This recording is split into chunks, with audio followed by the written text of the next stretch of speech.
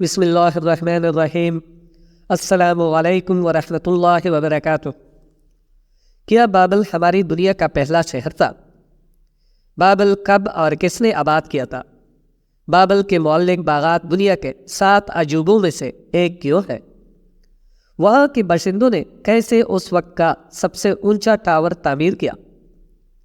قرآن میں بابل کا ذکر کیسے ہوا؟ بابل کا مشہور کنواں کیوں کھودا گیا؟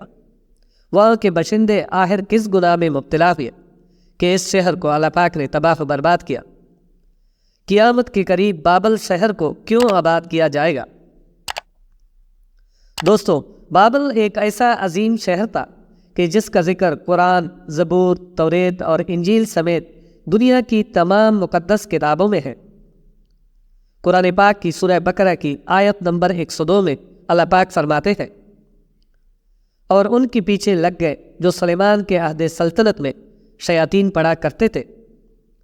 سلیمان نے مطلق کفر کی بات نہیں کی، بلکہ شیطان ہی کفر کرتے تھے کہ لوگوں کو جادو سکھاتے تھے، اور ان باتوں کے پیچھے بھی لگ گئے جو شہر بابل میں 2 فرشتوں یعنی ہاروت اور ماروت پر اتری تھی، اور دونوں کسی کو کچھ نہیں سکھاتے تھے جب تک یہ نہ کہہ دیتے کہ ہم تو ذریعہ آزمائش ہیں، کفر میں نہ پڑو۔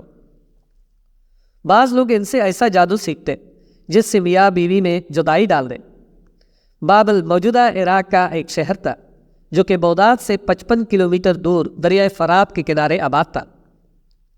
پرانے زمانے میں یہ سلطنت بابل اور کلدانی سلطنتوں کا دارالحکومت رہ چکا ہے۔ آئیے بات کرتے ہیں کہ آخر یہ شہر آباد کب ہوا۔ اس بارے میں معتبر روایات ہیں کہ حضرت آدم علیہ السلام نے دریائے فرات کے قریب ہی اپنا مسکن بنایا تھا۔ جب قابیل نے حابیل کو قتل کیا تو آدم علیہ السلام قابیل سے نفرت کرنے لگے اور قابیل پہاڑوں کی طرف بھاگ گیا۔ قابیل اور اس کی اولاد شیطانی کاموں میں مگن تھے، اور وہ حضرت شیس علیہ السلام کی اولاد پر انہی پہاڑیوں سے اتر کر حملہ آور بھی ہوتے تھے۔ جیسا کہ آپ جانتے ہیں کہ قابیل نے حابیل کو عورت کی وجہ سے قتل کیا، اسی وجہ سے قابیل کی اولاد کا بھی یہی شیوہ تھا کہ وہ پہاڑوں سے آتے اور لوٹ مار مچا کر پسند کی عورتوں کو اٹھا کر لے جاتے۔ اس لیے اس بستی کا نام بابل یعنی جدائی رکھا گیا۔ آپ اندازہ لگائیے کہ 5000 قبل مسیح کی تحریروں میں بھی اس شہر کا تذکرہ ملتا ہے۔ قدیم یونانی زبان میں اس کو بیبیلونیا بھی کہا جاتا تھا۔ 2300 قبل مسیح میں اس شہر پر الامی خاندان کا قبضہ ہو گیا، اور بادشاہ نمرود اسی خاندان کا حکمران تھا جس نے خدائی کا دعویٰ کیا تھا۔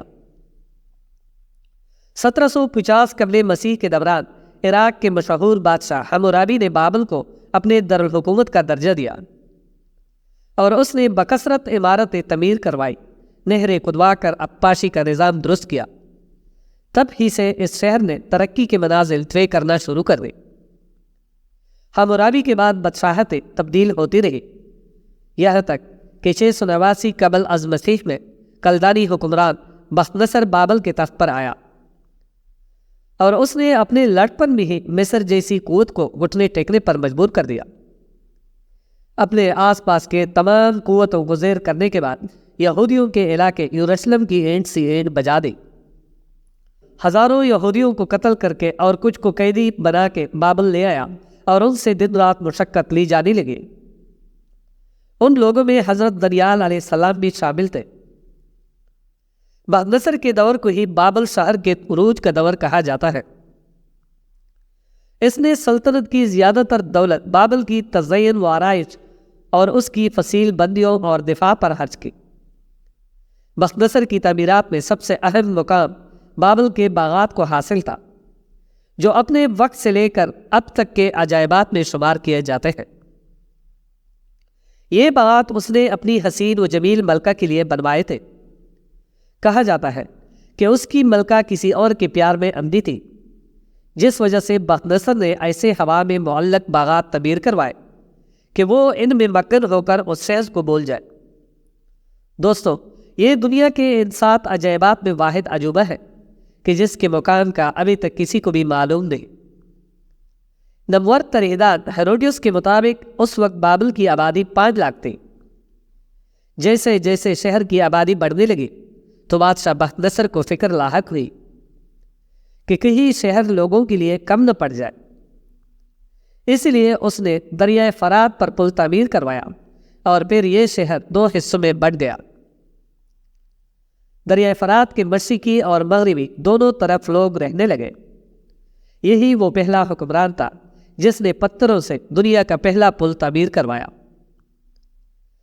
بس پھر آہستہ آہستہ یہ شہر بھی برائیوں کی طرف بڑھنے لگا۔ جیسا کہ اکثر ترقی پذیر شہر ترقیوں کی سیڑھیاں چڑھ کر برائیوں میں ہی مبتلا ہوتے ہیں، یہ شہر جادو کی امجگاہ بن چکا تھا۔ جیسا کہ ہم نے پہلے بھی سورہ بقرہ کی آیت نمبر 102 بیان کی ہے کہ لوگ ہاروت اور ماروت دونوں سے جادو سیکھتے تھے۔ کئی روایات ہیں کہ بابل میں بخت نصر نے ایک ٹاور بھی تعمیر کیا تھا جس کا مقصد صرف یہ تھا کہ وہ اس کے ذریعے جادو کر کے آسمانی مخلوق کو اپنے بس میں کرنا چاہتا تھا تاکہ وہ پوری دنیا پر حکمرانی کر سکے۔ اب ہوتا یہ تھا کہ دن بھر یہ لوگ جاگتے رہتے اور جیسی ہی رات ہوتی تو جادوگروں کی اس بستی میں رونق آ جاتی، جن میں ہزاروں بازاری عورتیں برہنہ حالت میں مسافروں اور راہگیروں کی دلگیری کا سامان کرتے۔ بابل کے لوگ بت پرست تھے، ان کا سب سے بڑا دیوتا بل مردوک کہلاتا، اور یریت اور بے حیائی اتنی زیادہ عام تھی کہ دیوتاؤں کے مندر اصل فحاشی کے مراکز ہوا کرتے، جہاں کنواری لڑکیاں جا کر اپنی دوشیزگی کا عطیہ دیوتاؤں اور دیویوں کو نظر کرتے۔ بابل میں طرح طرح کے رواج عام ہو گئے، جیسا کہ فیسٹیول آف بیلس، جس میں 2 مقدس بیل اور گائے کا ملاپ کروایا جاتا ہے، اور جیسی ہی ان کا ملاپ ہوتا تو میلے میں شامل لوگ جس عورت پر ہاتھ رکھتے وہ اسی کے ساتھ ہم بستری کرتے۔ یہ میلہ ہر سال منایا جاتا تھا، لیکن ایک سال ایسا ہوا کہ بخت نصر کی بیٹی بھی میلہ دیکھنے چلی گئی، اور جب ایک مرد نے اس پر ہاتھ رکھ دیا تو پھر اس کے ساتھ بھی زبردستی جنسی خواہشات کو پورا کیا گیا۔ کہتے ہیں کہ جب بخت نصر بادشاہ کو پتہ چلا تو اس نے میلے میں شامل 25,000 کے قریب مردوں اور عورتوں کو قتل کروا دیا، اور اس کے بعد دوبارہ اس میلے کے انعقاد پر پابندی لگا دی گئی۔ بابل کا ذکر چاہے بابل کے بنا بالکل ادھورا ہے۔ چاہ کنویں کو کہا جاتا ہے، اصل میں یہ کنواں زندان کے طور پر استعمال ہوتا تھا، لیکن یہ چاہے بابل مشہور اس لیے ہے کہ توریت کے مطابق اس کنویں میں 2 فرشتے ہاروت اور ماروت قید ہیں۔ بخت نصر کے مرنے کے بعد 539 قبل مسیح میں ایران کے بادشاہ سائرس دی گریٹ نے بابل پر قبضہ کیا۔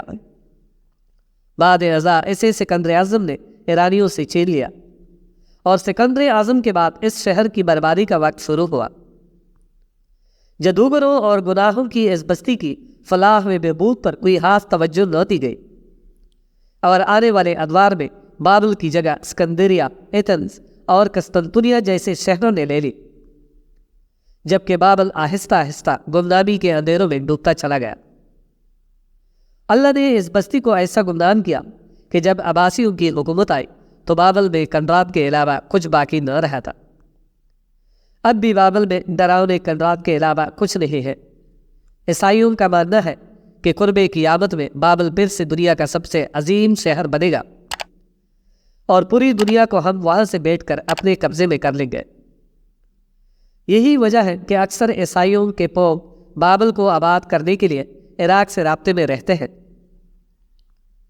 آپ نے بھی یقیناً یہ سن ہی رکھا ہوگا، کیونکہ آئے دن بابل کی دوبارہ آبادکاری کی باتیں ہوتی رہتی ہیں۔ آخر میں اللہ پاک سے دعا کرتے ہیں کہ وہ ہمیں اپنی حفظ و امان میں رکھے، مجھے اور تمام سننے والوں کو بروز قیامت بغیر حساب کتاب کے جنت الفردوس میں اعلیٰ مقام عطا فرمائے، آمین۔